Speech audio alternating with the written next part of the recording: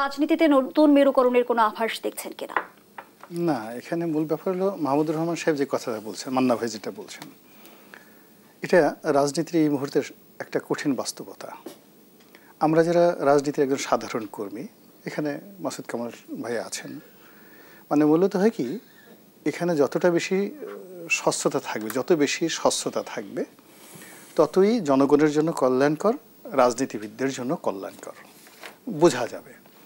দ্বিতীয়ত হলো, রাজনীতির একটা সমীকরণ আছে, মেরুকরণ আছে, একটা হিসাব আছে, একটা অঙ্ক আছে, এবং এই অঙ্কগুলো দেখে মোটামুটি সবাই বুঝতে পারে যে আগামীতে এই দলটি ক্ষমতায় আসবে বা এই দলটি ক্ষমতায় আসবে না, এবং যারা ক্ষমতায় আসবে এই কারণে আসবে, এই কারণে আসবে না। কিন্তু গত একটা বছর ধরে আমরা যা কিছু দেখছি এবং যা কিছু ঘটছে, আমাদের সমস্ত বিশ্বাস, ভালোবাসা, আশা, ভরসা সব কিছু ভেঙে চুরমার করে দিচ্ছে। এবং আমাদের মধ্যে যারা রাজনৈতিক বিশ্লেষক রয়েছেন, রাজনীতিবিদ রয়েছেন, খোলামেলা করেই বলি, ধরেন ডক্টর মোহাম্মদ ইউনূস বা জামাতের আমির বা জনাব তারেক রহমান সাহেব আছেন, তো ওনারা তো এই মুহূর্তে, বা এনসিপি নাহিদ ইসলাম আছেন, এই কয়জন তো বাংলাদেশের সবচেয়ে আলোচিত ব্যক্তি নয়, সবই আলোচিত ব্যক্তি। আপনি গিয়ে দেখুন, তাদেরকে জিজ্ঞাসা করেন তো যে আগামীকাল দেশের রাজনীতির অবস্থা কেমন থাকবে, রাজনীতির আকাশটা কেমন থাকবে, তারা বলতে পারবে না। দ্বিতীয়ত, যদি জিজ্ঞাসা করেন যে আপনি কি হ্যাপি, তাহলে তারা বলবে যে আমি জানি না, অথবা আমি হ্যাপি না, দুটোর একটা বলবে।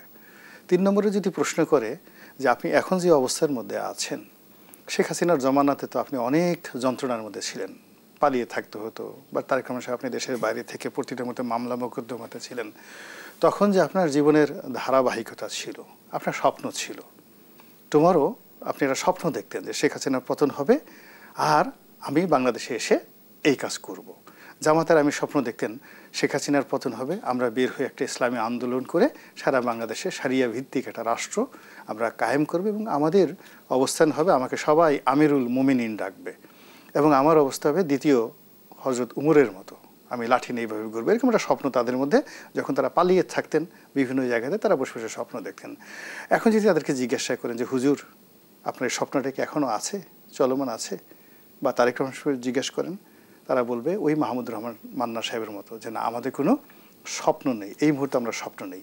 তাহলে আপনাদের কি আছে? প্রত্যেকটা লোক যে কথাটা বলছে, each and everybody, NCP, Jamaat, BNP, including সরকার, গভীর চক্রান্ত হচ্ছে।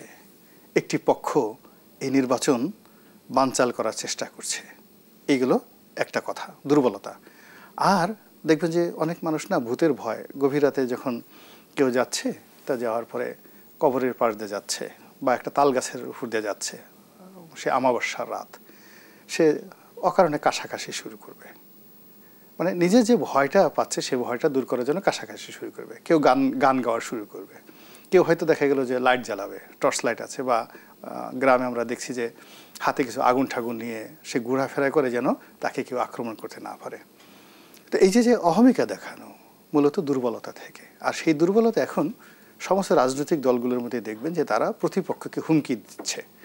সরকার বলছে, যে সরকার একজন চাপাতিওয়ালা ছিনতাইকারীকে ধরতে পারে না, সেই সরকার বলছে পৃথিবীর কোনো শক্তি নাই নির্বাচন থেকে আমাদেরকে মানে বঞ্চিত, মানে করতে পারে, আমাদের নির্বাচনের পথে কোনো শক্তি নেই পৃথিবীতে।